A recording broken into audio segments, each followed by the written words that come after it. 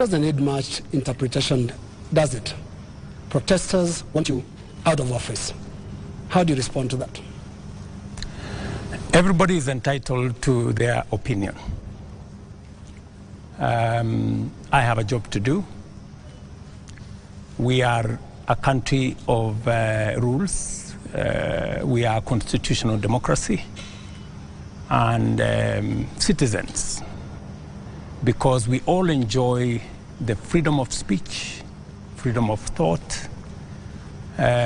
Citizens are free to engage in discourse that they want to, but that is what it is. Those are the fruits and signs of a democracy. But this is no ordinary discourse, Mr. President. Over 20 people are dead. 39 are missing through state-driven abductions. And first, they're asking a very simple question. 24 people dead. Your Excellency, do you have blood on your hands? I have no blood on my hands. 19 people, to the record that I have from the security agencies, are dead. Very unfortunate. As a democracy, that should not be part of our conversation. 2.4 billion of property has been destroyed. The Office of the Chief Justice has been burnt. City Hall has been burnt. Parliament has been burnt. That is the situation. We have 19 people dead. Your Excellency. We have 19 people dead. I said 24. You said 19. Let's stay on lives. And number two, Your Excellency, on abductions. Your Excellency, let's stay on lives. There are people who are burying their children, whether they're 19 or 24, and they're watching now, and they want to see how you feel about the deaths. Give us your feeling. And these are real human beings. Don't you feel a sense of responsibility for what is going on in the country? Let me tell you the following. Any life that is lost is something that must bother anybody, beginning with myself. And it is the reason why I have told you that when I came into office, I said three things. Number one, I said there will be no extrajudicial killing in Kenya. That's number one. And I have made sure that there is no extrajudicial killing in Kenya. That's number one. Number two, when I came into office, I said I want an independent police service. And I did sign the necessary instruments so that the police does not need permission, does not need authority, and does not report to the office of the president. The police operational, financial independence, I have made sure that the police don't have to ask me, don't ask anybody. They operate independently. And number four, it is true that children got into situations that they became victims of the demonstrations. What started, to all of us, and I have spoken about it, I have said, the young people who have stepped forward to engage in the political discourse of their country in a peaceful manner, tribeless, are a welcome development in Kenya. That I said. But let me also say the following. These great young people who have stepped forward to prosecute their agenda, the affairs of the country, I am certain that they did not ban Parliament.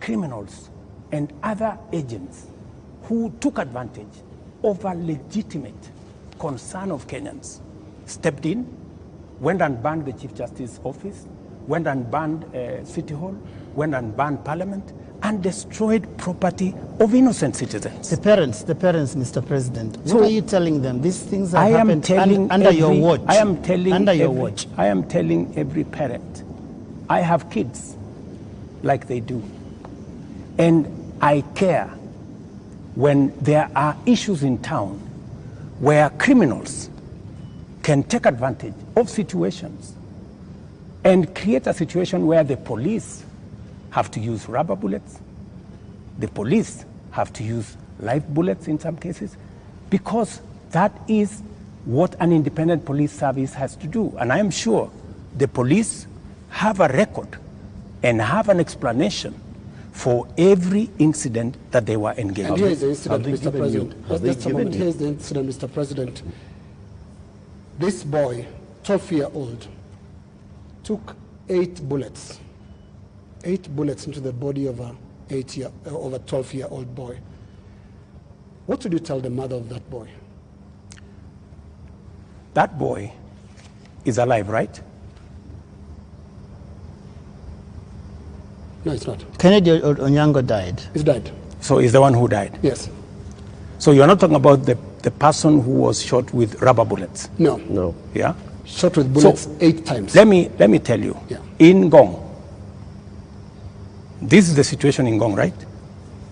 In Gong, there was an incident where the police were overpowered by criminals. They took a firearm from the police.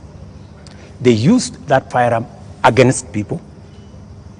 And one policeman had to shoot this fellow who had hijacked a gun from a policeman so that not to endanger the lives of more citizens.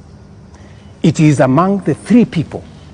One of the criminals is among the 3 people who was shot by the police after they overpowered the police and took the bullet and took the gun from the police and used it against innocent citizens.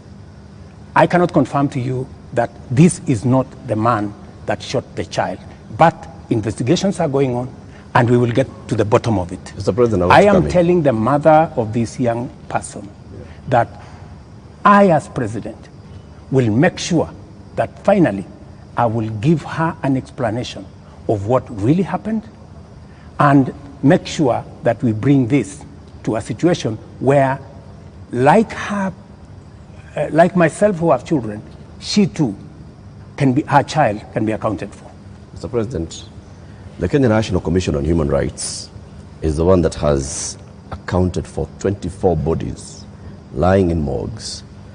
And those bodies, the records show that these people either died in hospital and while undergoing treatment for gunshot wounds, or they ended up in the morgue in the last 2 weeks with gunshot wounds. 24.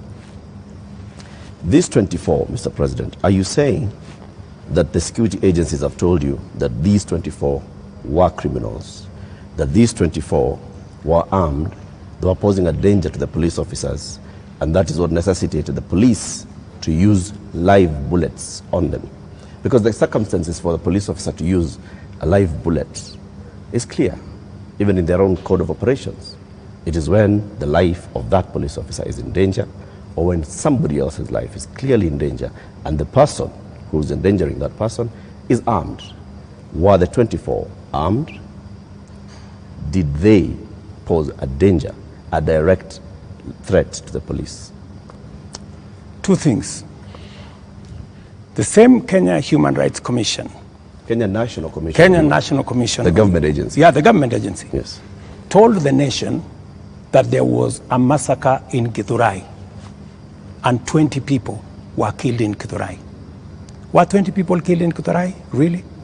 The Kenya National Commission on Human Rights does not have records of 20 people No, killed. but that's their statement. It is a statement that is public, you know. So the same Kenya Human Rights, Kenya Commission, Human National Rights, Commission. National Human Rights Commission, told the country a blatant fake news, falsehood. That Are you saying this, a massacre. this 24 is also... Let me, you asked me a question. Allow me to answer. Yes. That's what they told the country. So an organization that can tell the country without verifying that there was a massacre in Githurai. In fact, BBC, on that account, went to investigate in Githurai. And of course, you have read, BBC has said there was no massacre in Githurai. Mr. President, there was one person who was shot by the police. Let me answer. So, an organization that is as reckless as to say there was a massacre when there was none, now is telling us there are 24, the police are saying 19. We will find out where the numbers are. Okay. But that is the credibility of the organization that you are telling. Mr. President, that may well be. Let me also... My question, just on Mr. that President, issue, just so that Eric can follow up. The people who died...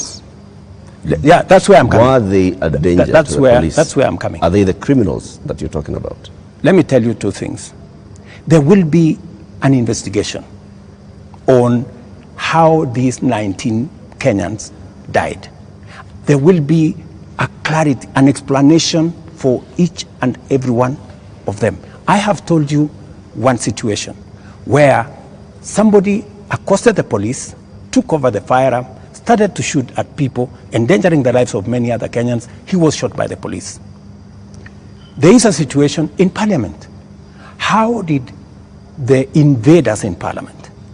They invaded Parliament and went straight for the armory at the Mausoleum. They went straight at the armory at the Sergeant at Arms office.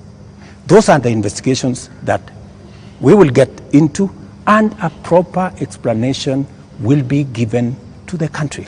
Are weapons lost? What I am saying... Are the weapons at the armories and the Mausoleum and inside Parliament? That is why there will be an investigation of how these armories were attacked, and how did these people know that there was an armory in Parliament? Mr. President, you may not believe the Kenya National Commission on Human Rights, but surely you would believe your own deputy, who has said there's been a return to extrajudicial killings and abductions, contrary to what you and him promised the people of Kenya. Let me tell you, I am the president, and I speak for the government of Kenya, right? And so this is what I'm telling you. I made 3 commitments: that I will make sure the police is independent, and I did that on my first day in office. Number 2, I said there will be no extrajudicial killing in Kenya. I have kept my promise. Number 3, I have told you that if there is any arrest by the police, that does not amount to an abduction, in my very honest opinion. Let's pause for a moment, Mr. President, and I just want us to go to that video over there, which will play on air, and let's pause and watch it together, Your Excellency. Let's watch this video. Sell them to the people of Kenya. There are enough intelligent people in Kenya to differentiate what is good from what is better and what is best. Ni jambo mbaya sana kama tutatumia askari polisi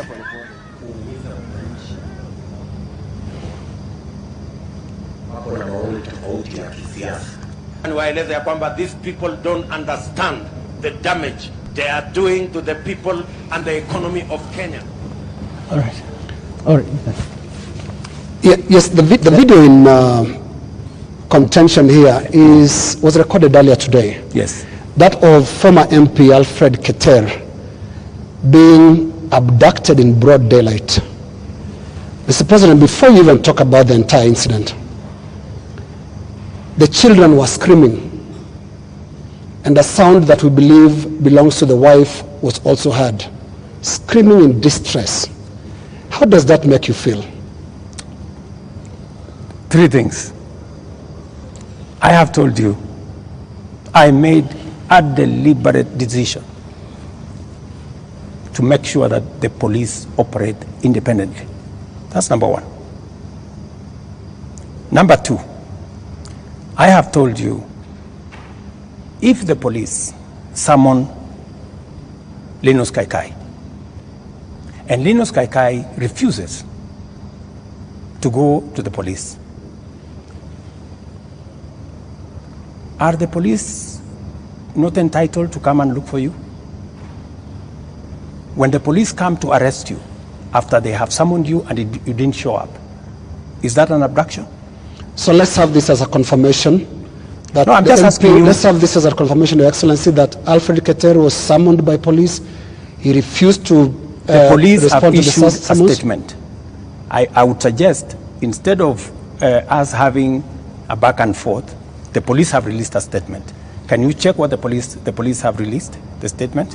And you still not answered my question. Which the was? wife and children screaming that way. I mean, how do you feel, Your Excellency? I mean, my friend, every child, every mother feels the same when their parent is under attack. I mean, that is what it is. But let me ask you, what about the children? What about the children of those who have lost their lives because of the criminality of others? Don't they feel the same? So we just need to be a country of the rule of law. Impunity cuts both ways. Those who respect the law must be protected by the law. Those who do not respect the law must face the full force of the law. That's how it operates. That's how we will have a society.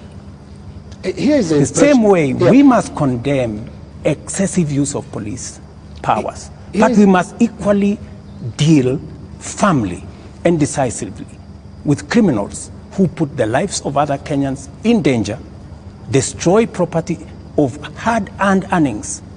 There are many people, Linus, in this demonstration that have lost livelihoods, that today their children are crying.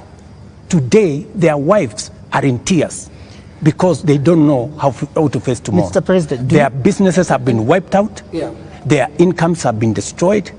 I have just told you 2.4 billion shillings worth of business has been destroyed. I hear you, and today, as I talk to you this evening, there are families who have tears.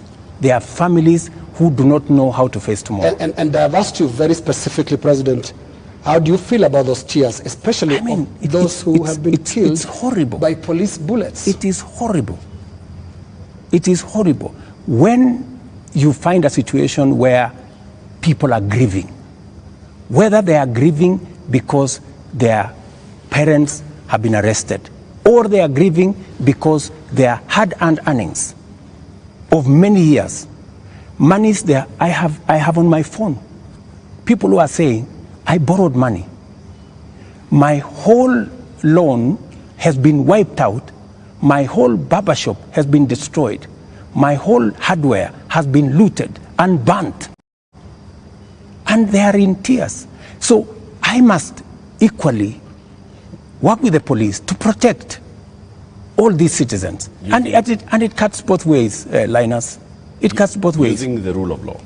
Absolutely. Let me take you to just step by step. Absolutely, the rule of law. The rule of law says.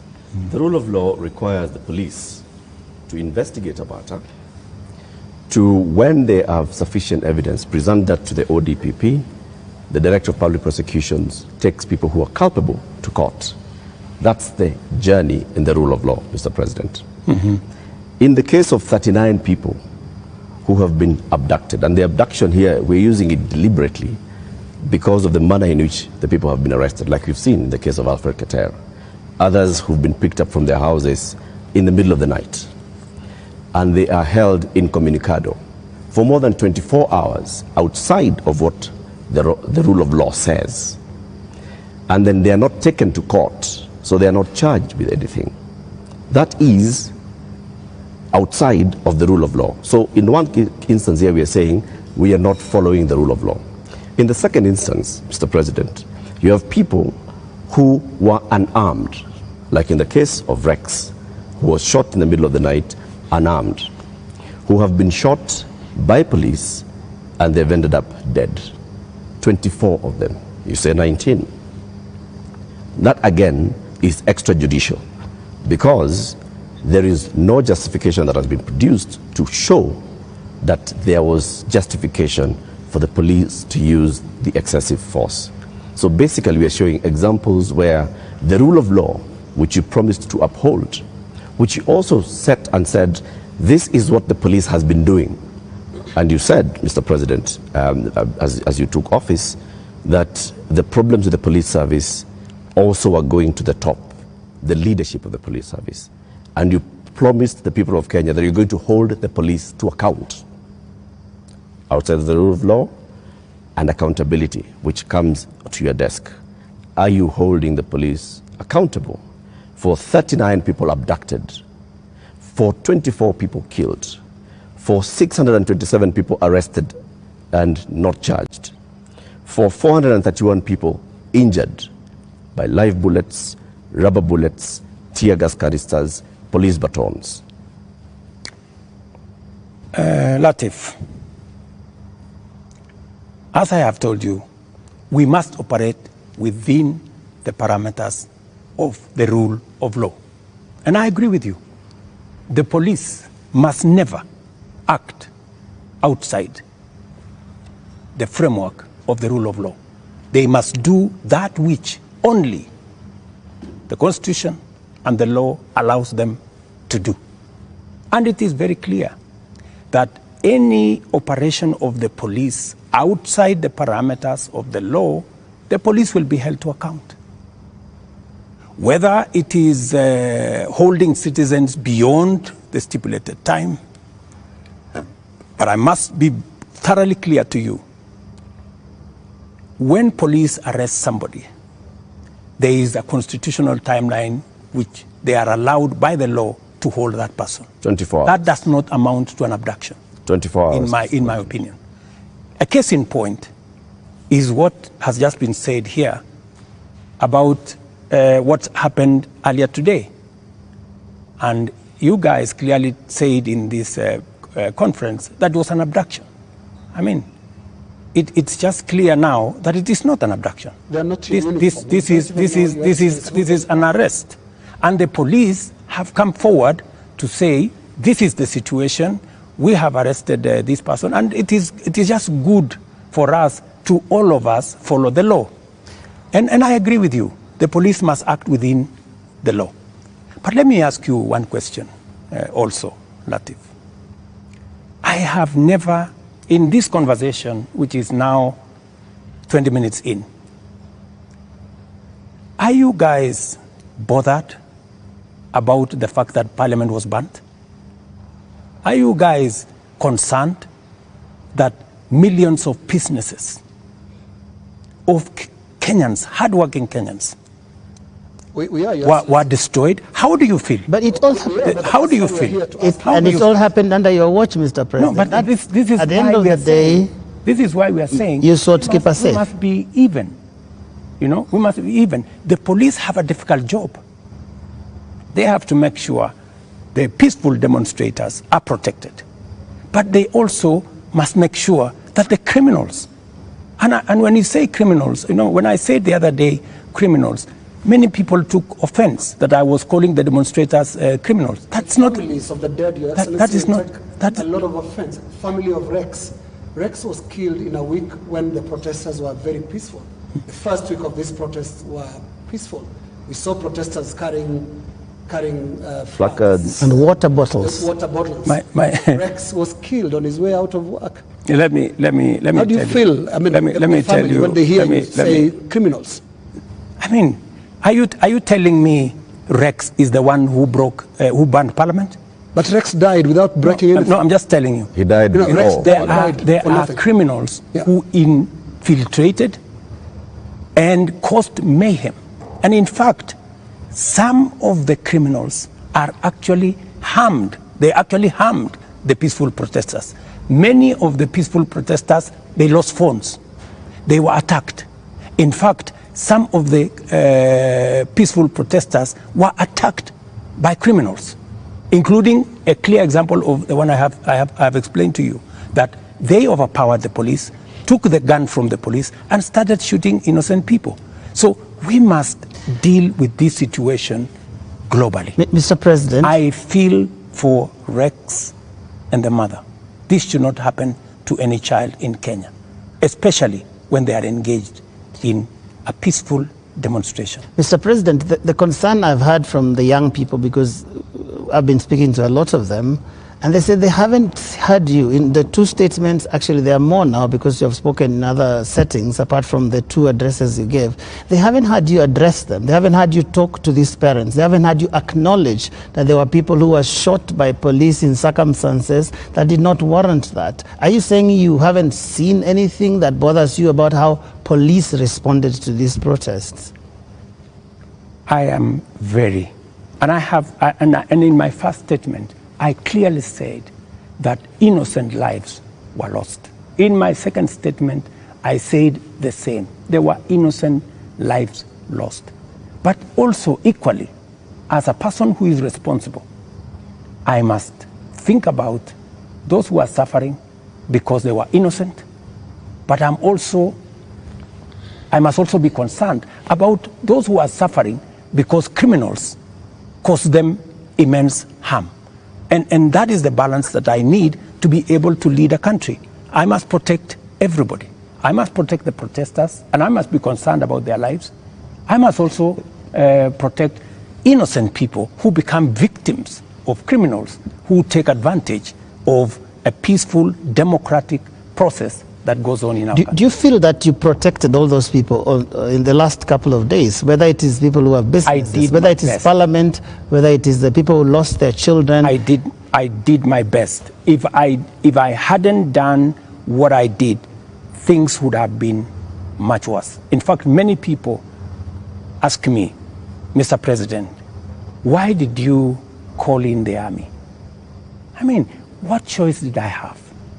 I mean, it would have been very reckless of me in the face of the kind of harm people had gone through, the 19 lives that were already lost, in the face of a burning Chief Justice office, Parliament, and the rest of it. I mean, it would have been very reckless of me not to mobilize every arm of government and every arm of our security agencies to protect the country and to protect lives. You acted as Commander-in-Chief. You also acted as President, Head of Government, and the person who took the sword and promised to protect the people of Kenya. You chair the National Security Council, which brings in the head of the police, the head of the intelligence, the head of the military, and cabinet secretaries in those dockets.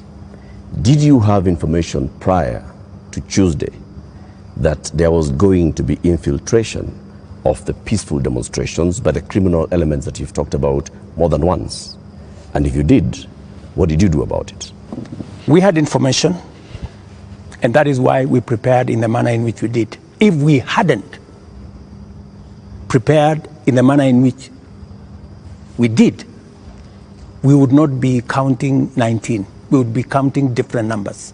Okay. And I am telling you that the level of mobilization by criminals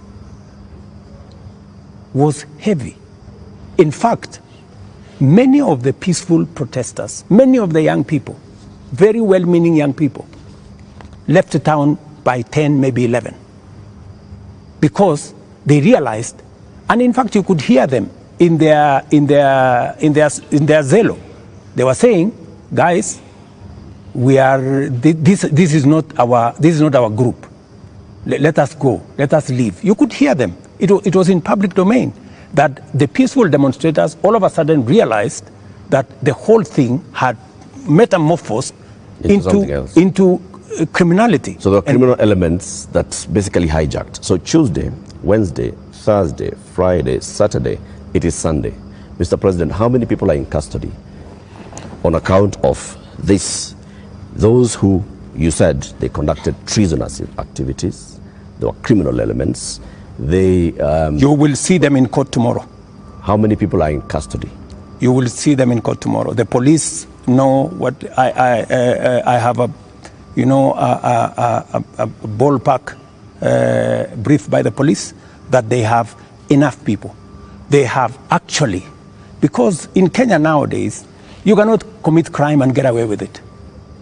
Those who attacked Parliament are on CCTV. Those who attacked the judiciary are on CCTV. Those who attacked everywhere, those who destroyed people's shops are on CCTV. Many of them are on the run, but we will catch them. Similarly, Your Excellency. Are the funders Similarly, Your and Excellency. financiers in Similarly. To your question, so the police are at it, because if we don't deal with impunity, we will not have a country. Now, similarly, Your Excellency, you speak of them, protesters being on CCTV. Not the protesters, I'm saying the criminals who attacked Parliament. Right. Now, every policeman also, without uniform, conducted an abduction, has also been captured on camera.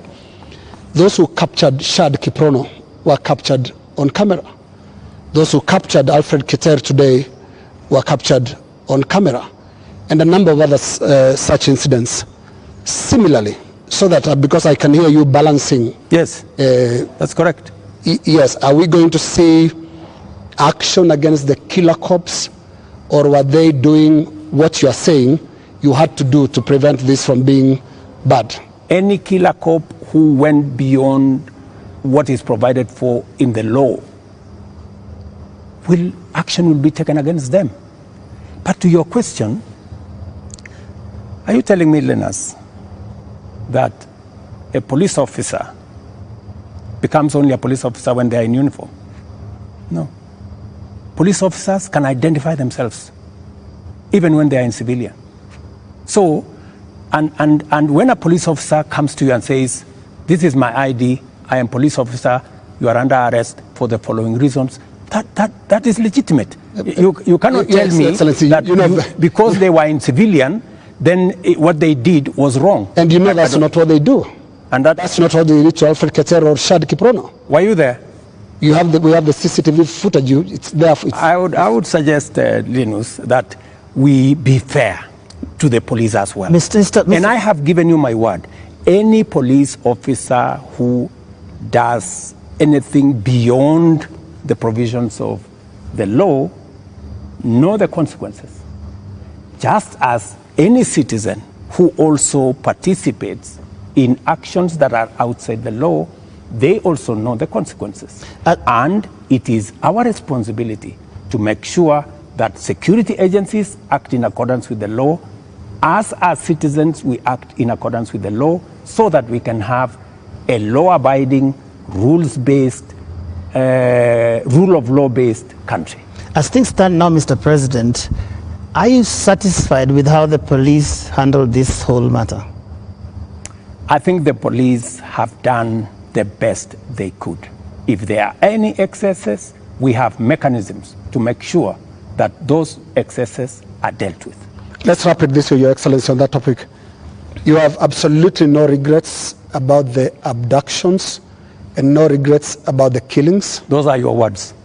Those are not mine. They're also your deputy's words. Don't put words in my mouth. They're also your deputy's words, and he's part of your government, because it's so scary, Mr. President, sitting there and telling the whole country that from this moment on, we should not believe what your deputy tells us about the state of the nation until you speak. Yet we all thought that you're part of the same government. Don't inject my deputy into this conversation. I think it is not fair, since he's not here, to tell you in what context he said whatever he said. I think it is not proper to discuss the deputy president here, and he's my deputy. Please let me deal. But have you asked him that you had a press conference? Let me deal with the issues as they are now. I think being personal and going that direction does not help. I wish this was personal, Mr. President, but it's a really serious national issue that right after you spoke, your deputy told the whole world that he was informing us that extrajudicial killings and abductions had returned to this government that he's part of. How surely can that be personal, Mr. President? I am sure that if you interview the deputy president, he will answer that appropriately. You haven't asked him? You can take it from me that extrajudicial killing will not be part of an administration that I run. I can say that without fear Now, of any contradiction. yes, in the interest of moving this conversation forward, Your Excellency, I want us to look into the last 2 extraordinary weeks that this country has had. Protests that you called tribeless and some of your aides call leaderless. But protests that are led by young people who are unhappy with how you've run this country for the last just under 2 years now. But the question they have as they look at you and watch as you speak today, Your Excellency, do you get it? I get it. Let me tell you, my good friend Linus. What we are facing today is not a product of 2 years. What we are facing today is a product of many years. We've had a problem, a youth bulge, a demographic challenge as a nation, which we have ignored for very long. For the first time, I have decided that I am going to be deliberate, I am going to be intentional on tackling the challenge of young people and unemployment in Kenya. First time, there is an administration that thinks about the young people. Let me give you 3 examples, maybe 4. Well, let's keep it within the 2 weeks, please. No, it's okay. It's the 2 weeks. Yes. But don't look at the 2 weeks in isolation. The young people we have in the street did not happen in the last 2 weeks. They were not born when I became president. They were not jobless when I became. They did not become jobless when I became president. But I want us to. These are young people who, over the years, we have close to 4.5 million young people who are out of school, out of college, with degrees, certificates, diplomas, without jobs. And that is why I have done 4 things. Number 1, when I pushed the housing program, it was not about the houses, it was about the jobs. Today, as I talk to you, Linus, we have 160,000 young people working in different parts of Kenya under our housing program. In Mukuru, here in Nairobi, and I challenge you, Linus, to go there tomorrow, there are close to 4,000 young people working who were jobless. Number 2, I have a whole program on digital jobs. I was in Ruto Now, Your with the Excellency, MP just allow me. Allow me to interrupt you. No, allow me. There are risks on both ends of this interview. No, you told me about Your Excellency, the young to people. talk about the last 2 weeks. The young people are saying, you don't get it. You don't understand what they are talking about. Now, what is the trigger here? They're saying there was this conversation about the finance bill that your government, until the other day, could not listen to anybody. It's not about the housing project. It's about listening. They are saying yours is not a listening presidency, and yours is not a listening government. How best can I listen to the young people of Kenya if I am not addressing their issues? And that is why I want to tell you, Linus, these young people, what is their biggest issue? They have talents. They have gone to school. They have no jobs. That is the problem. And I am addressing those issues. Housing is one of them. Digital jobs is another. I was in Ruto with Simon Kingara, the MP for Ruto, launching an ICT hub that will is actually hiring already 5,000 young people. Our whole plan, including what was in the finance bill, was to increase CDF by 10 billion shillings to roll out ICT hubs in every ward in the Republic of Kenya, so that we can hire young people, train them, put them on digital jobs. I have a 3rd program on export of labor. Mr. President, I have a 4th program on manufacturing, to be able to create more opportunities for the young people of our country. And we want to inform you, they're no longer just talking about things that can be done to them as a demographic. They are looking at the big picture. Finance bill brought them out. And when did they come in? They came in after all public participation forums were not listened to. Kenya Association of Manufacturers spoke to the parliamentary committee, same thing, and said this is a bad bill. Association of Insurance spoke to the parliamentary team, this is a bad bill. We had a big conversation on national television, this is a bad bill. You did not listen. You had a meeting here with your UDA MPs and at some point told them to pass it as it is. And until the last week, that was the first Tuesday when the protests were there, when now you offered to some amendments. They're saying you're just not listening, and it's not about them, it's about the big picture issues, and we'll come to them, including the question of corruption, which is not really a youth thing. Indeed, Mr. And just to add on to that, Mr. President, respectfully, been more Mr. President, I just want to come in your analysis. I just want to add on to that, Mr. Because I want to add on to because that. let me just finish it. It's the same question. It's okay. The same question. Mr. President, if you went into all the X spaces where the youth are speaking, if you looked at the demonstrations and what they were saying, the placards they are carrying, none of them has talked about we don't have jobs. None of them have talked about the housing jobs are not enough for us. None of them have talked anything about what you have mentioned. So it's not that they are not seeing about the jobs. It is beyond that, Mr. President. And respectfully, I want to put it to you that you're not hearing what they're saying. In fact, we only had after the protests, after all those things you described, that's the time that you came and said, I have listened. Let me tell you the following.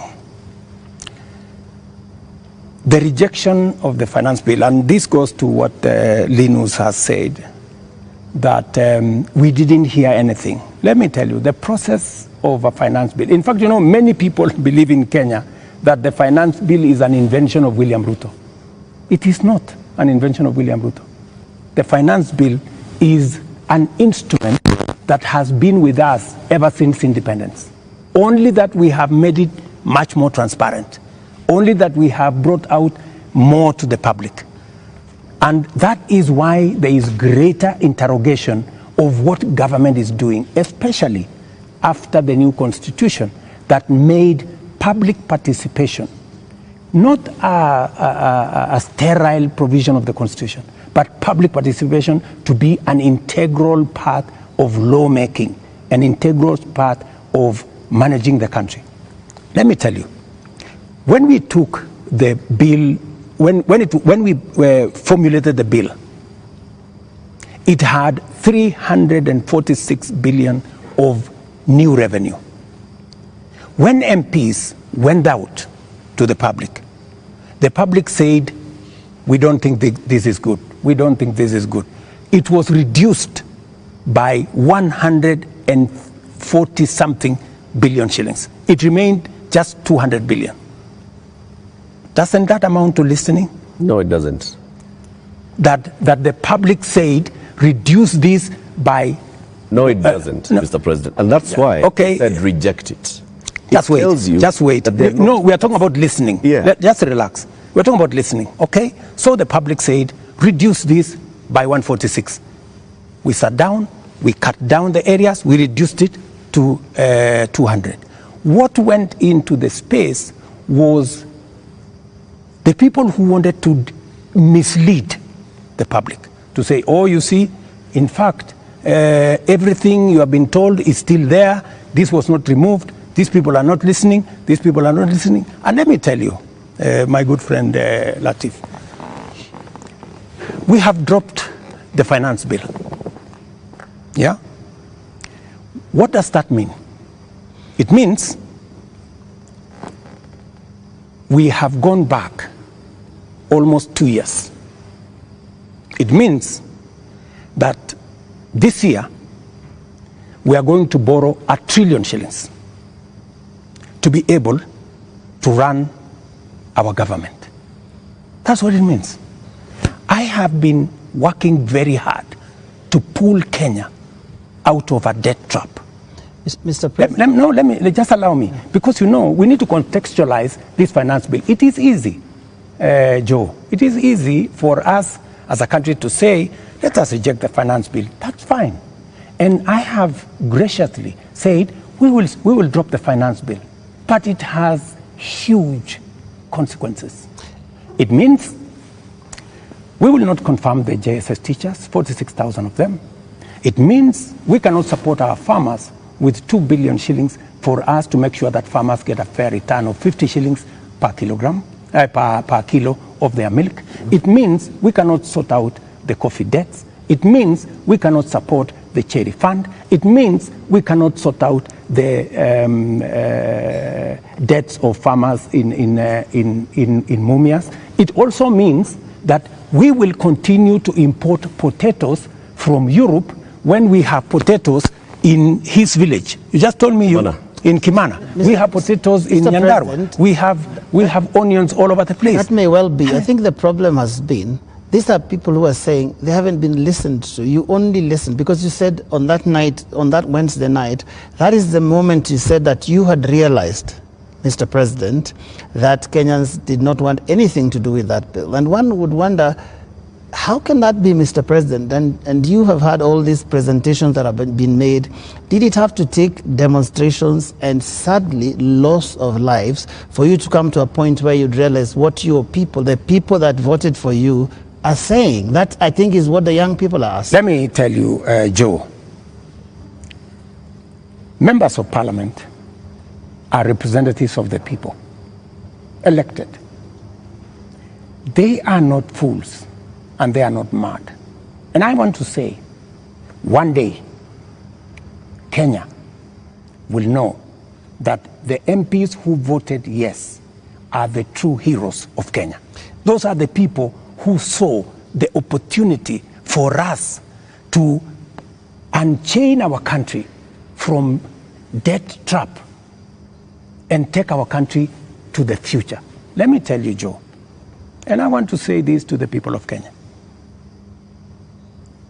that my plan was to make sure that in the next 3 years, maximum 4 years, we have a balanced budget, where Kenya is not the country where we are today.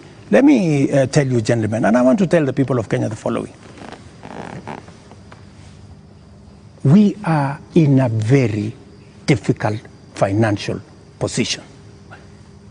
This is something that the people of Kenya must understand, and that is why I am happy that we have a crisis. This crisis will help us be candid and speak to each other properly and contextualize where we are. We raised this year 2.3 trillion from our taxes.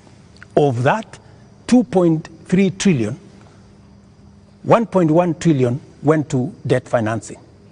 1 trillion went to salaries. What did we do? We had to go and borrow to pay the counties.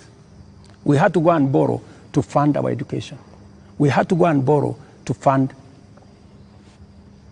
Now, the funding gap we have done with the finance bill going down is that instead of borrowing 600 billion, we are going to borrow 600 billion plus 346 billion. That is close to $1 trillion. And let me tell you, my good friends, and I want us to be honest with ourselves. This is not how a country will get to a status where we are proud of our nation. This is not how we are going to. This is not how we are going to grow. And that is why, Linus, this situation, this crisis is a very important inflection point that we can sit together, assess. Let us agree. And I have no problem. Let us agree. Yeah. Do we continue borrowing? And let me give you the statistics. When in 2013, Linus, just allow me 1 minute, please, with a lot of respect. Okay. In 2013, the debt stock of Kenya was 1.8 trillion. For 10 years, that increased 5 times to 11 trillion, 10 point something trillion. We built a lot of roads. We connected a lot of electricity. We did many things in 10 years. But we were doing it on debt. Today, we don't have the luxury to borrow because we have reached the limit. And today, let me finish. Today, all the money we borrowed from 2013 is maturing. That is why the biggest challenge that we have as a nation is that we are spending 1.1 trillion every year of taxes we collect from ordinary Kenyans to pay debt, and not the whole debt. That's interest alone. Yeah. Interest principal comes to 1.8 trillion this year. So, my good friends, and yet you want to tell me, William Ruto, don't collect domestic taxes.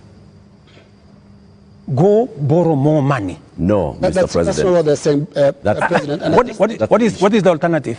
Yeah, and I just wanted to come to one thing. What is the alternative? Just help me there. Yeah. Because there are only two things you can do. Either you raise money from taxes or you borrow, period. There is no magic here. There are Kenyans, Your Excellency, right now who do not listen to all that. Yes. They are not interested in that. That's okay, but that's the reality. But I need if you are not, if you do not want to listen to reality. Hang on, Your Excellency. Hang on, Your Excellency, because I need you to address a very important issue here. And that is one of a trust deficit. There are Kenyans who watch you, Your Excellency, and I don't know whether you are aware that they don't trust what you say. They don't believe what you say. Are you aware, Your Excellency, for example, that a lot of Kenyans increasingly don't associate the truth with you? That is your assessment, because you have never associated the truth with me from the beginning. No, there's quite a number of Kenyans. No, I mean, that is we asked people before we came here this evening. Assessment. Yeah. And many of those that responded to me directly, and to even our platforms, on KTN News, on Spice FM, on NTV, on Citizen, and we were asking them, what question should we ask the president this evening? And the one thing that many of them were saying is, when will he stop lying? So it's not Linus. Can he tell us the truth this time? Let me say the following. I told the people of Kenya that I would reduce the prices of fertilizer from 7,000 to 2,500. I don't know how that is a lie, because they buy it at 2,500. Okay. I told the people of Kenya we're going to have a housing program. A housing program is underway in Kenya. I can tell you, Linus, that whether you believe me or not, facts will not change. Yeah, and facts are not changed by who says it. And allow me to step back a bit, Your Excellency. And facts are very stubborn. Allow me to step back a bit. Yes. And what I'll do is we'll play clips, just a little combination of clips of yourself speaking not too long ago, and I want us to listen to that. I'll stand out of the way because you said it's me that doesn't share the truth with you, and I would like you to respond to yourself, to the clips that we are going to play. But you see, Linus, let's watch that, Your Excellency. I think, Linus, yeah. You don't bring clips that are in a biased way. You know, you select maybe something that has not happened. No. Can you be fair and select clips across the board? What I said and has been done, and what I said and maybe has not been done. So let's watch that. Maybe you can watch that. Waeleza ya kwamba these people don't understand the damage they are doing to the people and the economy of Kenya. Kwa hii taxes wanaongeza usiku na mchana. Na mimi nataka niwaulize watu wa hapa Manga, tafadhali, mkiona tumesimama hapa mbele yenu, tunawaambia ya kwamba tutengeneze hiyo serikali inakuja ambayo inaelewa lugha ya mwananchi wa kawaida. If you have good ideas, why do you need the police? Why do you need blackmail? Why do you need intimidation? If you have better ideas, sell them to the people of Kenya. There are enough intelligent people in Kenya to differentiate what is good from what is better and what is best. Ni jambo mbaya sana kama tutatumia askari polisi kuumiza wananchi wasio na hatia, eti kwa sababu wako na maoni tofauti ya kisiasa. Waeleza ya kwa I agree with that. It is not fair to use the police to harass citizens who have a contrary opinion. And that is perfect. That's what they're accusing you of. I still believe that. That's what they're accusing you of. But you don't tell me Alfred that... Keter. What is the problem with Alfred Keter? Yeah. Alfred Keter, opinion? No, it's not a contrary opinion. I mean, the police have said why they arrested him. It is not because of me. I didn't give any instructions. I didn't even know what was going on. Let me tell you, Linus, I am a very clear-minded person on what I say. When it is the police, I have said, many of the people who opposed me, many of the people who were very scared about what I would do when I become president, even the people who did worse things against me, I have never gone after them because I don't believe in settling political scores using the power of state or using the police. Let me also say the following. When I talked about the taxes that I was on the campaign trail, yes. I was addressing in the campaign trail, it was very obvious that when at that time we were in subsidies, that did not make sense. It is because I removed the subsidies and I changed and put production support. That is why today the price of unga has come down from 240 to 100. Because I changed the model, I changed the configuration, and it is giving us results. But are you aware, Mr. President, that the thing, perhaps apart from now the police brutality that people associate you the most, is the issue of taxes? I'm sure you know the name they call you. You've actually talked about it even yourself. This guy that they want to come down. Let me tell you, my good brother, Ageyo. When I came into office and I assessed the situation, and it was no longer possible for us to borrow money, I had to be honest with the people of Kenya. I had to tell them we have two options, right? And even as we imposed taxes, we explained, we made sure that there was adequate, elaborate public participation on what it is that we were trying to achieve. And let me tell you the following. I have done the best that I could globally. Today, our country has tremendous respect from many quarters globally because of what I have done. I have raised the profile of our country. Today, I was in Narok, and the tourism numbers in 2022, 1 million tourists. In 2023, last year, 2 million tourists. This year, by God's grace, we will get to 2.7 million tourists because of the profile that I have done for the country. I know somebody will say that, that there is no truth in that, but call the tourism sector. They will tell you themselves that all hotels in Kenya today are operating 80% upwards, which is a new phenomenon in Kenya. I will also tell you that the international community have developed enormous confidence in Kenya. I see people who are saying, why did William Ruto go to China? Why did William Ruto go to Europe? Why did William Ruto go to America? Let me just tell you the following. When I went to China, we got money to be able to put equipment in 70 of our technical training colleges. Today, the contract has been signed, the equipment is being manufactured. When I went to China, we got money to build Bosto Dam that has been waiting, that will serve the counties of Bomet and Kericho. When I went to China, we got money to build, we got 30 billion shillings to build roads in Nyandarua, in Kirinyaga, in 8 other constituencies in Kenya. That's why I went to China. When I went to America, we got a $1 billion facility to be built in Naivasha that is going to be the biggest data center in Africa, funded by UAE, working with Microsoft and Kenya. When I went to the US, we also agreed Kenya became the only country in Africa that is going to benefit from the CHIPS Act, where we will be manufacturing computer chips with other countries. Kenya will be among the first, will be actually the only country in Africa that will benefit from that. And so many of the young people who I see today, those are my targets for the future.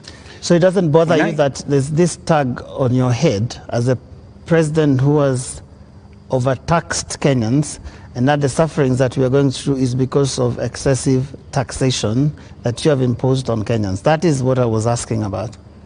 You see, if I am called Zakayo, yeah, because I have explained to the people of Kenya that the option we have is, if we continue borrowing, we will go down the cliff. If that is what is going to take Kenya to be saved from a debt default, I don't mind being called Zakayo, because it is a sacrifice worth making. Mr. President, every morning on Spice FM, we have 4 hours of a talk show. And many times we ask people, even those who come to the show, to tell us what is it that the nation is saying when we are seeing people out on the streets. And many of them, even when we said that we're coming, you have invited us to come and have this conversation this evening, they said, tell the president that he's tone deaf. And we ask why and how. And they say, when William Ruto took over as president, he took over a budget of 3.2 trillion shillings. He went to Parliament and he said, Honorable Speakers, I believe that this budget is too high. We should cut it by 300 billion shillings. So you believed barely 1.5 years ago that you can run the country with 2.9 trillion shillings. Barely a few months, you went to Parliament and requested to spend 3.6 trillion shillings. This year, you went to Parliament and initially requested to spend 4.2 trillion shillings. And what do they see in return? They see extravagance in government. They see a government that is pushing gung-ho to employ new people called CASs. They see a government that is purchasing new motor vehicles and trips that are extravagant. They see opulence with those that are close to the president appearing in public carrying wads of cash. They see condescending attitude from those who serve in this government when they're asked, why are you spending? And they respond the way they respond. Your advisors speaking the same. And so they see a government where the president is telling people, we are going to live within our means. We are all going to tighten our belts. We have austerity. They end up with their children not going to school because for months JS teachers are on strike. They end up with, right now, 91 days where clinical officers have not been to work. 91 days, Mr. President. We ended up with intern doctors going on strike for weeks because the government says it has no money. We end up with people going to the hospitals and there's no medicine. We end up with people who are being told that we don't have money to pay salaries, or we don't have money to pay salaries and also having development. Yet, they see all this extravagance and opulence from those in power. You are tone deaf, Mr. President, that's what they say. Well, I guess that's why we must have a conversation. That's why we must have a conversation. And I'm very happy for us to have this conversation so that we can put the facts on the table and we can all of us make a decision. But let me tell you the following. I've listened to you, and let me also tell you that today, the universities, which were almost closed, they had debts of 60 billion shillings. I have enhanced their budget by 40 billion shillings, the universities, because education to me is very important. It is the greatest equalizer. Today, the universities can confirm to you, and I was sitting here with the vice chancellors, that I made the right decision. because we are funding the universities better. Let me also tell you, I took the decision to hire additional teachers, 56,000. It has never happened in the history of Kenya. Why? Because education is the greatest equalizer. Many parents in rural Kenya take their children to schools that have no teacher. And we are disadvantaging them. The children of the poor get the worst form of education. They have no chance. I decided, because I said it is bottom up, I decided that I'm going to put more money in making sure the child of every Kenyan has an opportunity to be their best by giving them the correct education. I decided that I am going to put money in farming.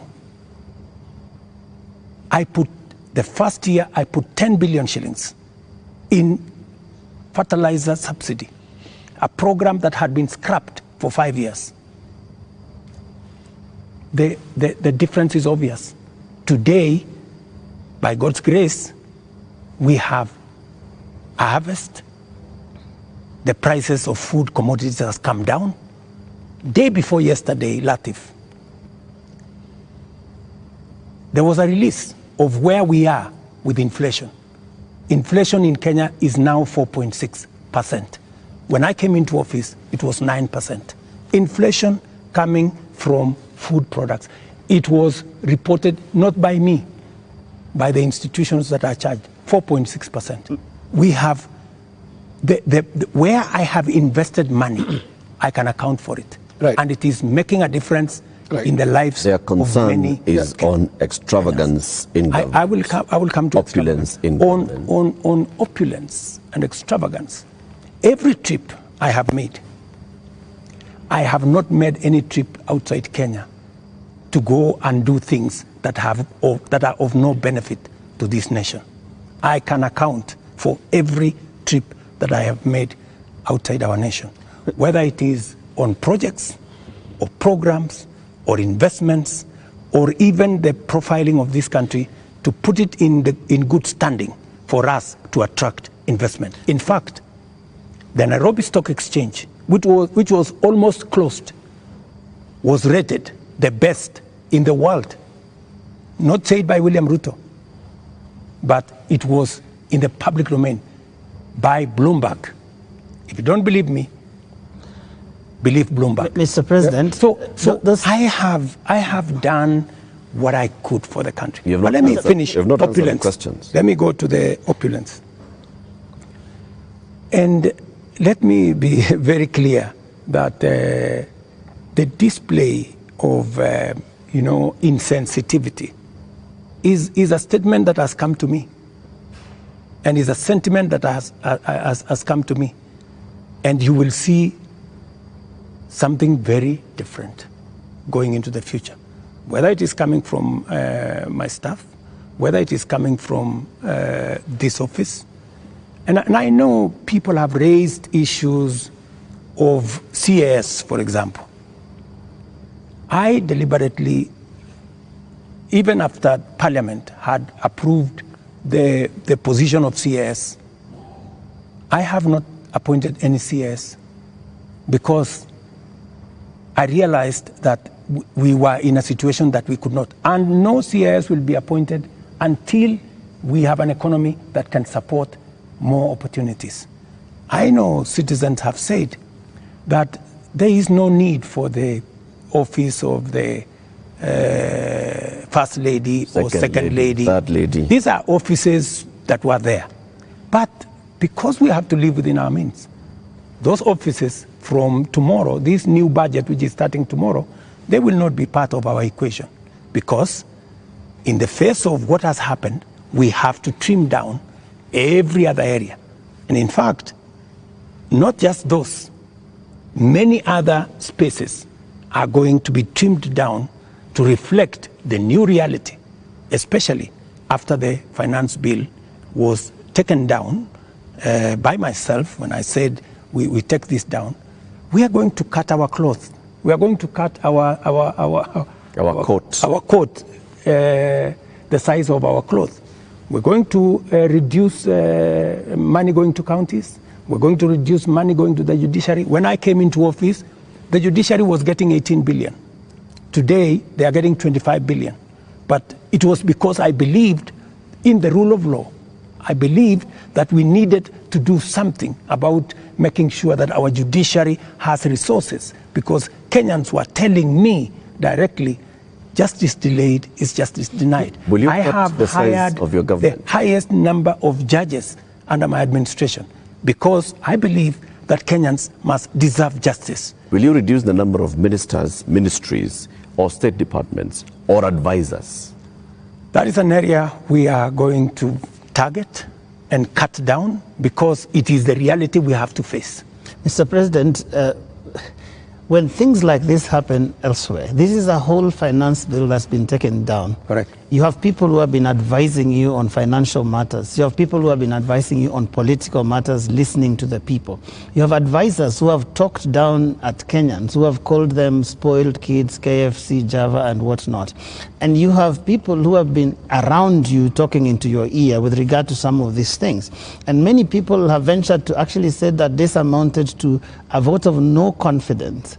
Is there going to be some kind of shake-up that actually acknowledges that this is not where we should have been, and therefore, I am sorry, Kenyans, and this is what I'm doing about it? Because short of that, how are we to know that we will not find more of the same?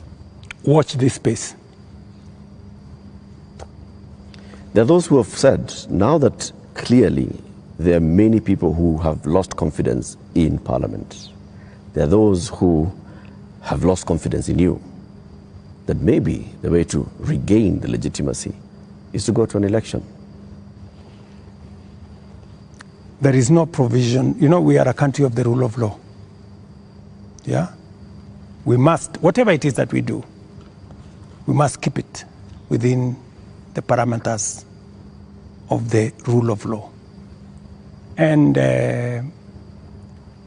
we cannot take what has happened over the last 2 weeks or thereabout and say we are going to abrogate our constitution. I think we will be going towards anarchy. And I don't think that is where we want to take our country. There is a demand on me as president, and I have said, because of where we are, because of what has happened, there is going to be a thorough cut down on many things, whether we are talking about allowances, maybe even we should have a conversation around salary. We had a meeting here with MPs, and even them, they are persuaded maybe it is time to ban Harambes so that we remove avenues of people participating in largesse demonstration of, opulence. And I want to tell you that I am going to take action. I am going to work on this. I know what we should do, but I am also not going to be reckless and take the country into a crisis. I will make sure that I act responsibly and listening to what the people of Kenya are saying. I don't know if this will preempt you, Your Excellency, but one of the most serious concerns that have been coming out, including in the Gen Z demonstrations, is the question of corruption. And right through this interview, you've not mentioned the word.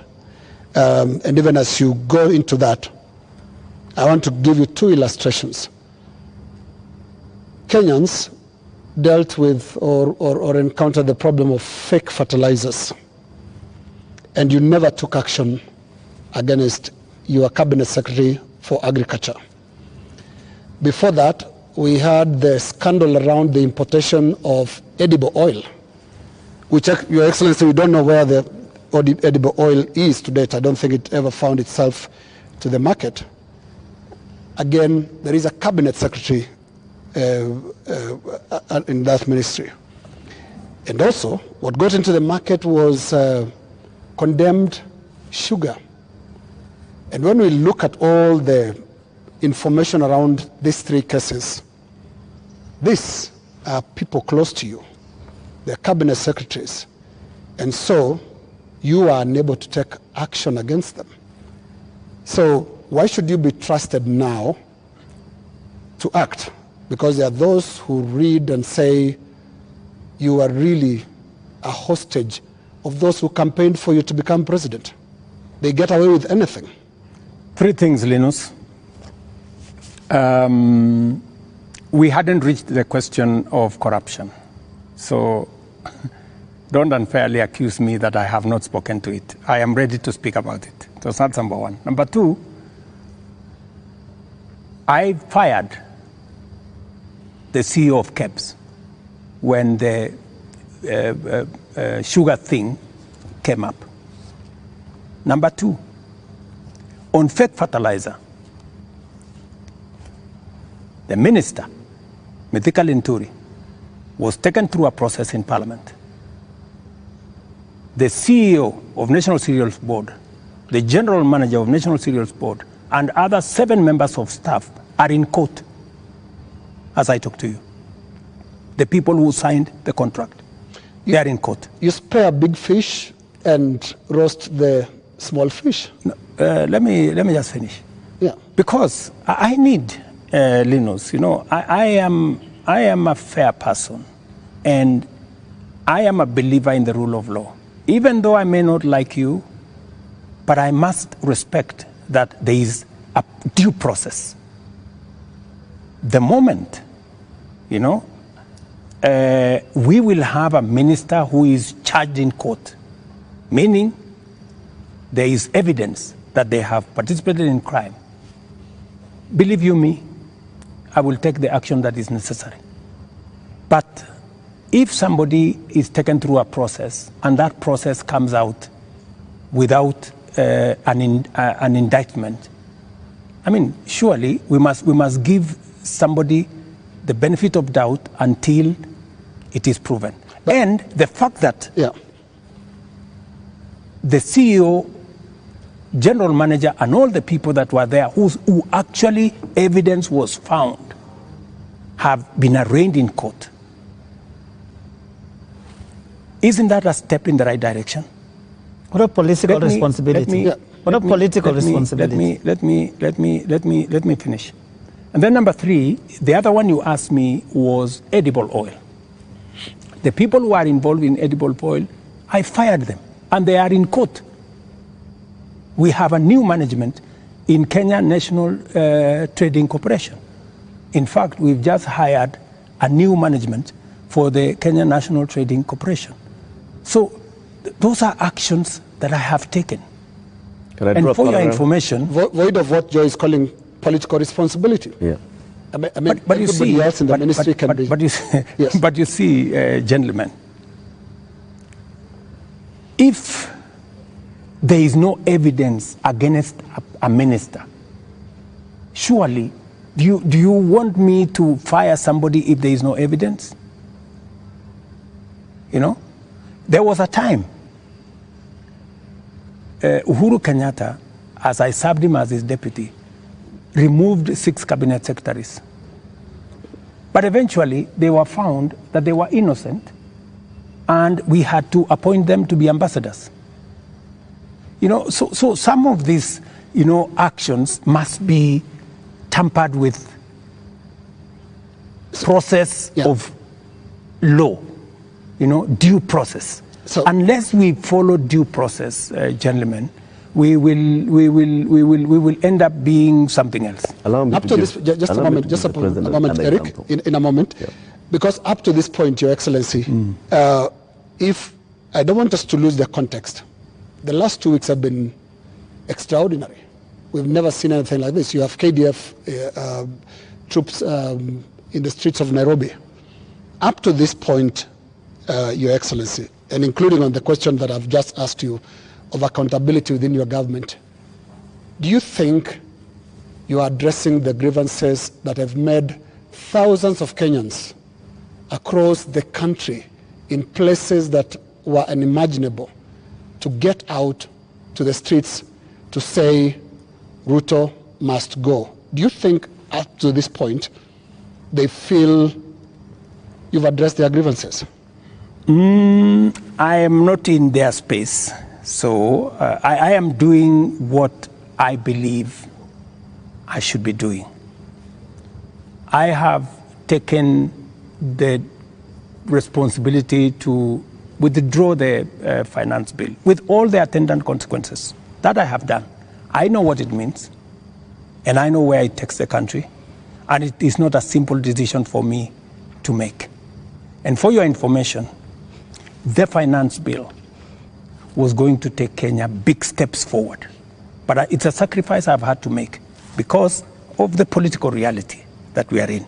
But it will mean counties will have to take maybe 30 billion shillings off their budget. It means we have to reduce CDF by maybe 10 billion shillings. It means we have to rethink about what to do with JSS teachers. It means we have to put on the freezer. We wanted to hire another 20,000 teachers because there are kids who do not have who do not have teachers. It means we have to work on our UHC program.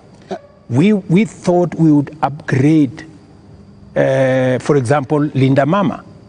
You know, we thought we would upgrade Linda Mama. There is something, Your Excellency. It means we have to hold that, and it means many things. Just tell them what else they want to hear. You are speaking outward, but looking at the grievances, they are also asking questions inward from you, Your Excellency. And what I can hear from these grievances that have been expressed quite loudly, you said you are not in their spaces. We sometimes get into the spaces to listen to what they are saying. And all they're saying is, you cannot be, for the next 3 years, the president that you've been for the last 2. So what is that you're going to change about? That's why Linus. Yes. That's why Linus. That's why we are here. Of course, it's not going to be business as usual with the kind of reality we are faced with now. It has to be different. Do you regret anything at all? What you should have done better? What your people would have done better? Well, maybe there are things we should have done better. We should have communicated better. I think the biggest problem we have, even with the finance bill, because the finance bill has great things for Kenya. The finance bill says we shouldn't be importing potatoes from Europe. The finance bill says we shouldn't be importing onions or eggs from Europe. The finance bill says we should be growing our own industries. We should be manufacturing diapers in Kenya. We have 10 companies doing that. We should be manufacturing all those things in Kenya. We should be expanding our manufacturing capacity. That is what finance bill was talking to. But I am sure we will recover that when we have explained. The biggest challenge that I regret is that we didn't communicate better. Maybe we failed in explaining to Kenyans what the finance bill was all about. Because I promise you, if I am given a chance to explain to the people of Kenya what was in the finance bill and what the finance bill would have done for this country, every Kenyan would have agreed with me. But my regret is that they would say you were here, Mr. President. They said you would have explained. We didn't explain ourselves better. Maybe my communication team failed. Maybe I'm sure my communication team failed. Our communication architecture did not deliver, did not get the message out to the people of Kenya. In fact, if you look at what people were saying, they were saying, for example, there is a matter of land on the finance bill. There was no matter of land in the finance bill, not even a single line. And it is on that basis that people rejected the finance bill and many other things that were not in the finance bill. Now, communication is about words, Mr. President. Let's go to the deeds, because when you see what Gen Zs are doing, for the first time in the history of this country, we've had protests on the altar of the Holy Family Basilica, because the young people of this country are telling you the political culture which you've been part of having politicians speak in church, converting the platforms into, converting the pulpit into campaign platforms must end. So I'm not hearing you addressing and looking more inward into this whole picture that the Gen Z is painting. They're not just talking about some of those things that you're raising. On that, Linus, I have even had an occasion to speak to church leaders here. On that, on matters of politics on the pulpit, I am 100% aligned. We shouldn't be using pulpits in churches or in any other places of worship to prosecute politics. It is not right. And I agree, we need to change that culture. We need to change the culture of Harambee. Harambee started as a noble exercise. It supported many people to go to school. It supported many people to deal with the challenges of medication and hospital bills. But I think it has been stretched. It bred corruption? It has stretched too far. And I think it's time, corruption? As a country, we must stop corruption. We must stop Harambees, because it is occasioning and it is breeding, if I may say, corruption. Yeah, because when your aide of a much lower pay grade donates 20 million shillings to a church fundraiser, there is something fundamentally wrong. And that is why this conversation is necessary, so that we can stop it. Conversation, Mr. President. On Wednesday, you said you are hearing that there's what the Gen Zs are saying, and you're going to initiate a conversation.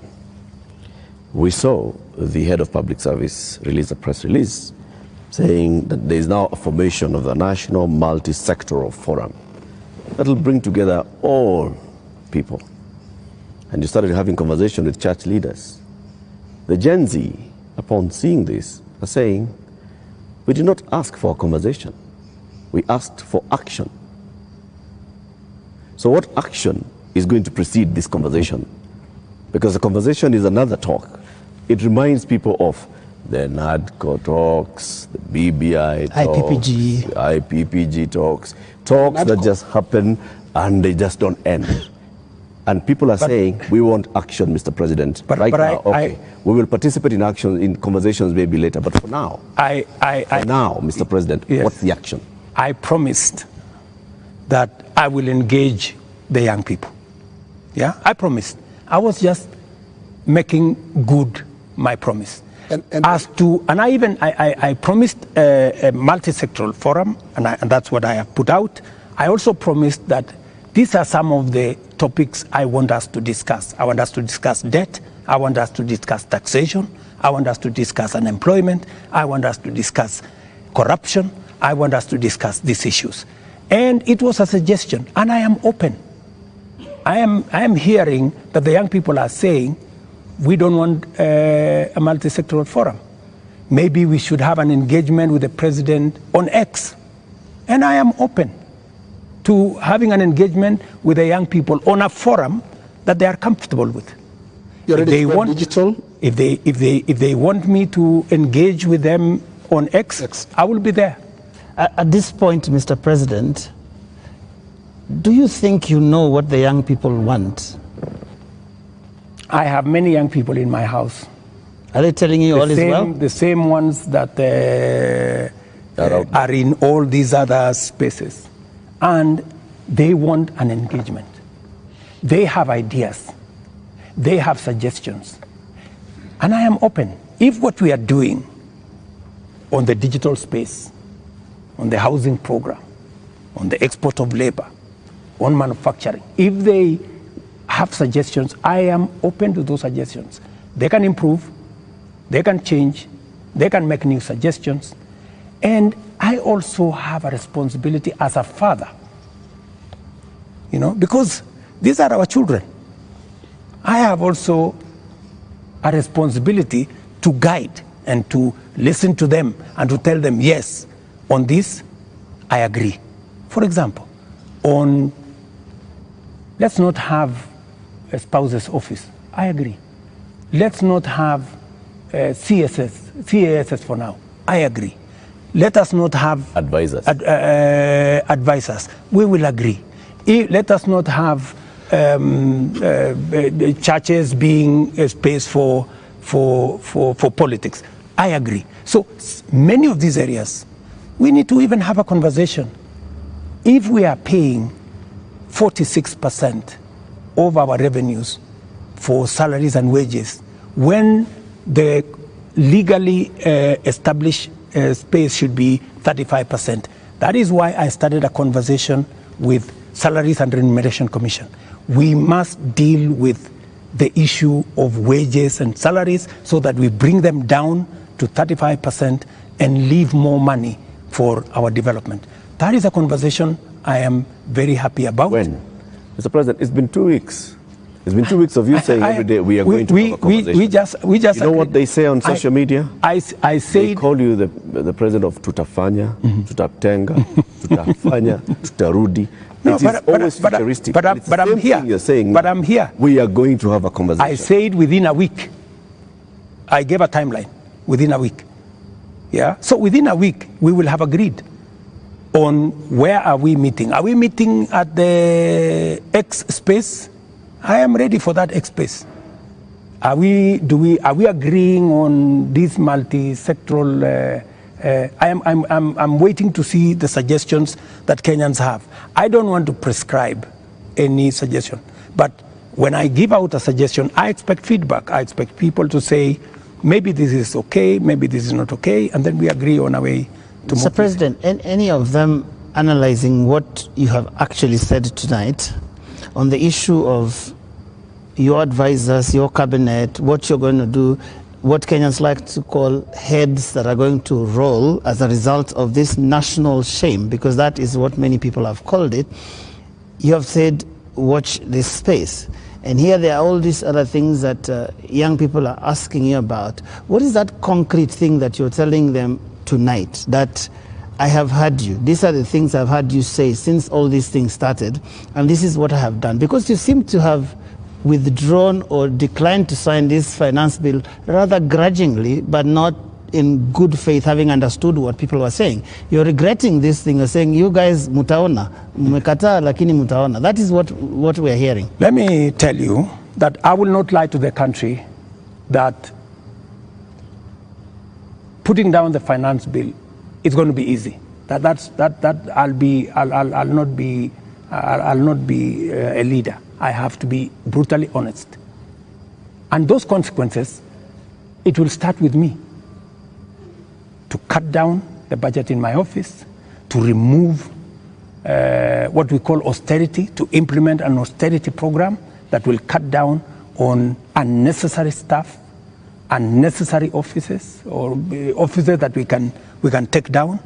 I am ready to even engage the young people and for them to, because they want an engagement. I too want an engagement for us to agree.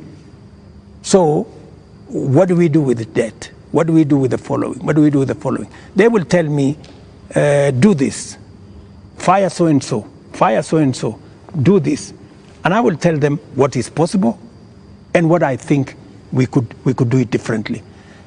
Or are you telling me that I should just listen and implement without making a contribution to the conversation? I thought we are having a conversation. I'm just telling you what they are saying. I'm not saying anything else. I'm just telling you what I'm hearing, because you did say you are not in their spaces, but I am in their spaces. And in 2 weeks, Your Excellency, by now you'd have known what you should do. And I mean, there are basics. Which 2 weeks? 2 weeks of the riots and 2 weeks of the protests. It's been 2 weeks.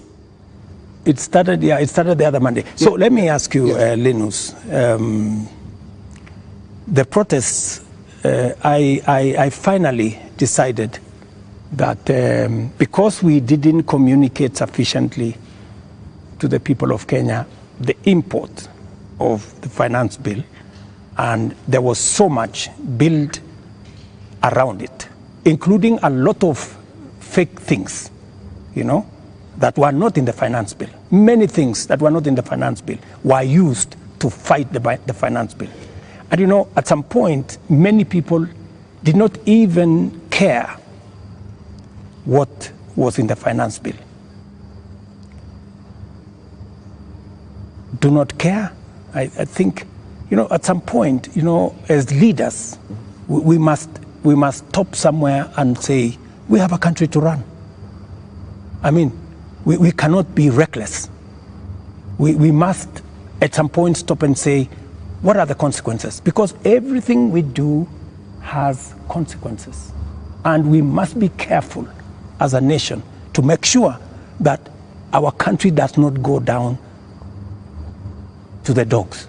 And believe me, countries, you know, have gone in the wrong direction. And we must be careful. And I don't want to be the leader that took the country in the wrong direction. We must be measured, we must be careful, we must listen to the young people, we must listen to other views and be able to make a carefully well thought out plan for the country out of where we are. Yeah, but what if the protesters are actually saying something in totality about your government, not just about the finance bill? It's not about just the finance bill, is it? Linus, as I have told you, we are a democracy. The people of Kenya can make a decision. Yeah? And I am perfectly, you know, alive to the fact that when the people of Kenya finally, the same way they decided to elect me, when they make another decision, we will comply as the people of Kenya. You know, that's what a democracy is all about. You know, people can vote in a government, people can vote out a government for whatever judgment the people have. So I want to be very clear to the people of Kenya that I will do my best to make sure that I tell the country the truth and I take the country forward. And I am committed to that. And I can see Kenya changing. If I had managed to pass this finance bill, Kenya would not be the same. We would take this country to the next level. The kind of investment I have made, the kind of collaboration with many friends that we have done, we would begin to see this country soaring into the future. But all is not lost. Maybe we have taken one step back. Sometimes maybe it is necessary to take one step back to be able to take many steps forward. And that is my thinking of this situation. But surely it must bother you, Mr. President, that 2 years ago you ran such a euphoric campaign with things like Hatupangwingwi, and 22 months down the line, your State House is surrounded by the military. The military, tanks, scary as they are rolling on the streets of major cities. And as we sit here today, people are saying Ruto must go. Surely that is such a fast slide. There must be something that causes one to pause and say, how did we get here? What happened here? And one would have expected an earth-shaking statement tonight that tells the country, I get it. Something has shifted in a major way in our country, and I'm also shifting as your president who's listening, and this is the new direction things are going to take. Let me tell you, Joe, I came into office at a difficult time. Yeah? We have a combination of coming out of COVID. We have a serious drought that hit our country. We had interest rates that went up everywhere. We went into a very difficult situation. What did many countries do? Many countries went and defaulted. And I don't want to mention countries because it's not right to mention. But almost 8 countries in Africa went down. Many people expected Kenya to be among the 8. But believe you me, I have carefully managed the economy of Kenya. Kenya is not among the countries that have defaulted. If anything, we have running programs in Kenya.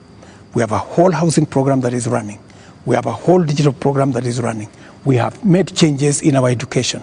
We've hired more teachers. We've made sure that we have a new funding model for our universities. We have supported our farmers. We have reduced the cost of living. We have done many things, even in the context of all the challenges that we have had.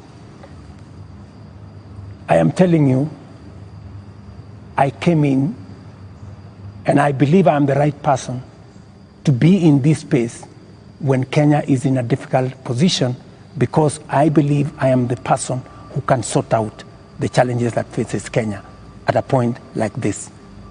But when the public and the protesters, the Gen Z, some of who actually formed the base of your election campaign, are telling you, we are disappointed, you've not delivered. Hashtag Ruto must go. What do you tell them? Let me tell them the following. Good friends, the young people of our nation, my sons and daughters who supported me to win the election. I hear you. In fact, I saw, I think it was on your headline, a gentleman from my village who was saying, the president has let us down. Many children in this village are not getting jobs locally. That is why they are going abroad. Little did he know, my good friend from my village, that the children, the 500 of his colleagues around our village, are actually part of my plan on export of labor. They have actually, I intentionally supported them to leave the country because we got them jobs outside Kenya. So I am telling the young people of our nation to be patient.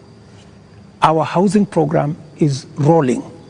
We will be hiring more architects, we will be hiring more engineers, we will be hiring more professionals to support our housing program.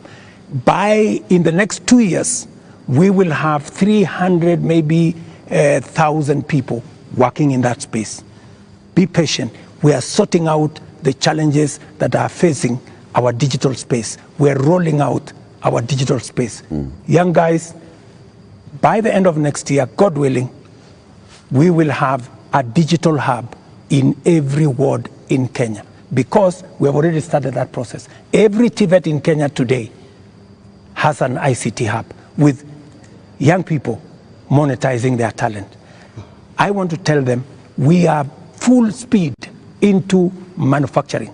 That is why we're saying we're no longer importing clinker, we're no longer importing steel, we're no longer importing clinker, we are no longer importing furniture. We are going to stop importing eggs, we're going to stop importing onions and all this, because we want to promote our local manufacturing to be able to create jobs for them. We are no longer going to be importing diapers or sanitary pads from other countries. They are going to be manufactured here. Mr. President, I have worked with the industries to make sure that we create opportunities for these young people. We are going to work with them to deal with the challenge of corruption. We're going to work with them to cut down on government like this. I am going to make sure that we have a lean government that responds to the reality of where we are as a country. That is what I am telling my good young people. The young people. There's another group of young people. Please speak to them directly. Yes. The young doctors who are in university graduating this year, yes, who are going to look for internship in the next year.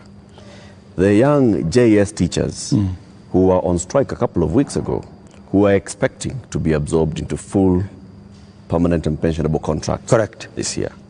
The young clinical officers also who are graduating and they expect to go on internship.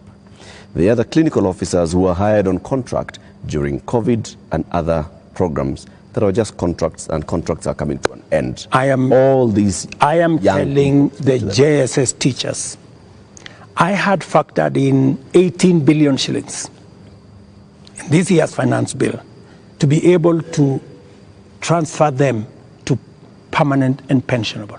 Because in my phone, so many of them have asked me, Mr. President, we came in, we had an agreement that we are going to be interns for 2 years, we will move to permanent and pensionable. Although I don't have the finance bill, I want to tell them, give me a bit of time, let me figure this out, how we are going to do it without the finance bill.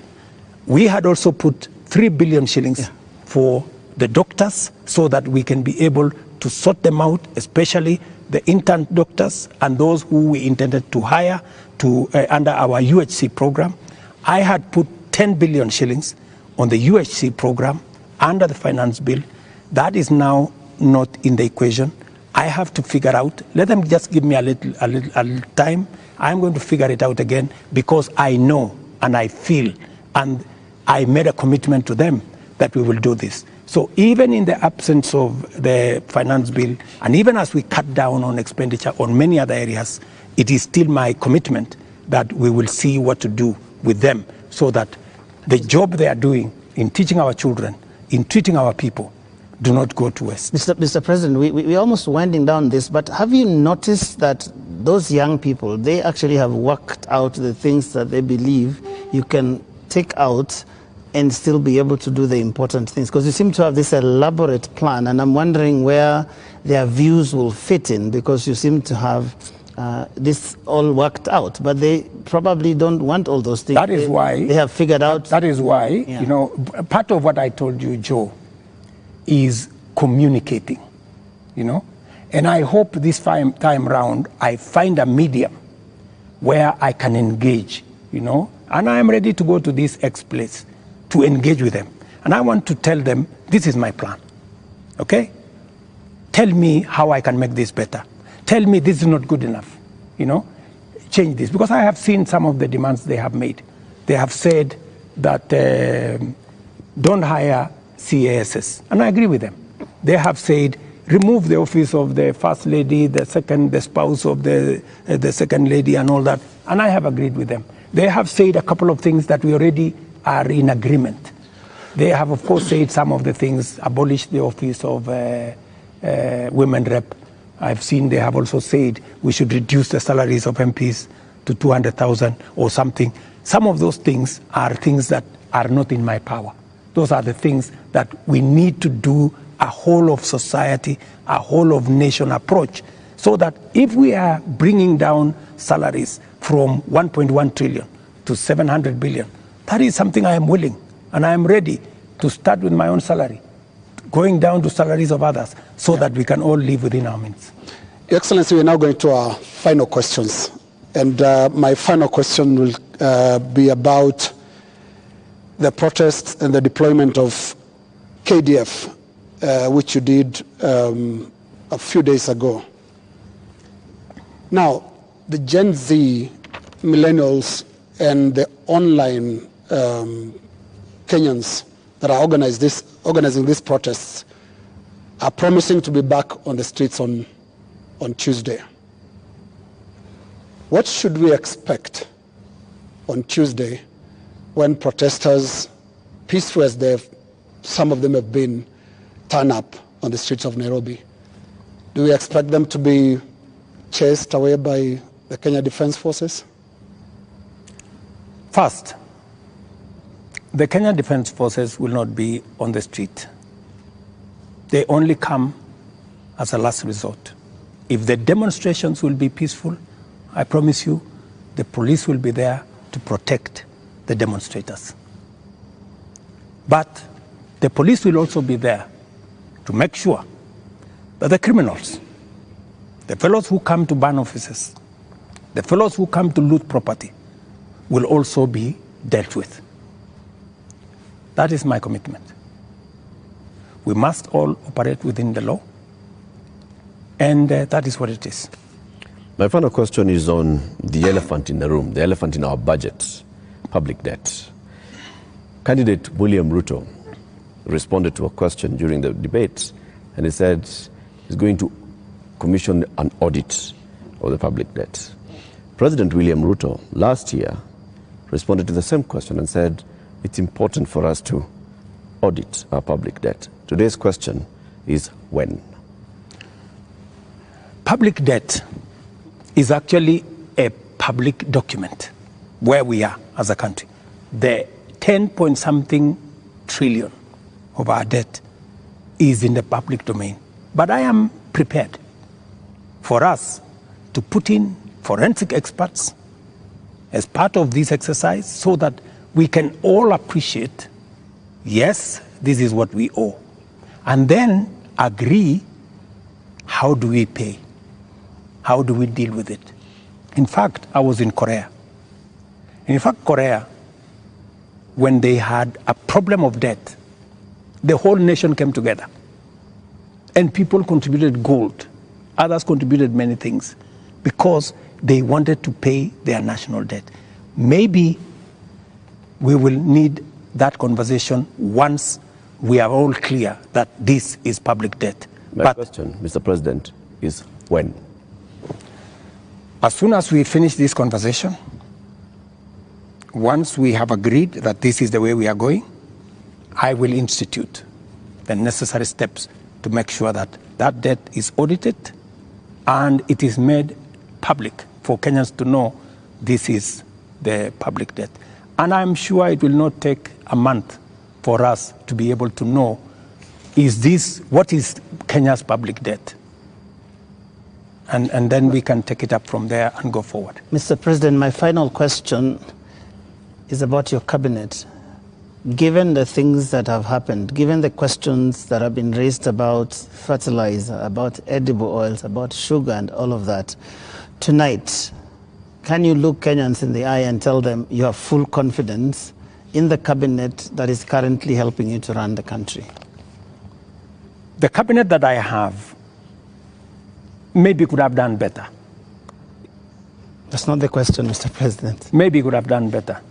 I'm answering your question. Okay. Yeah? Maybe, unless you have a better answer. Allow me to answer.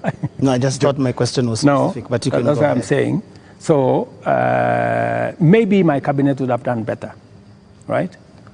And I am going to do a soul searching on how we need to move forward. All right. Thank you very much, Mr. President, for your time. Ladies and gentlemen, that is where we end this conversation with the President tonight. My colleagues have been Linus Kaikai from Citizen TV, Royal Media Services, and Eric Latif representing KTN News from the Standard Media Group. And my name is Joe Ageyo from NTV. Do have a lovely evening.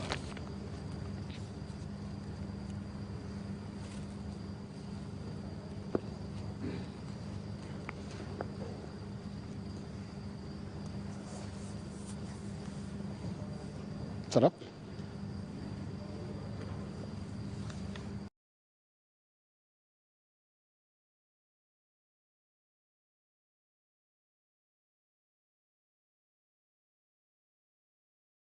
Aligned.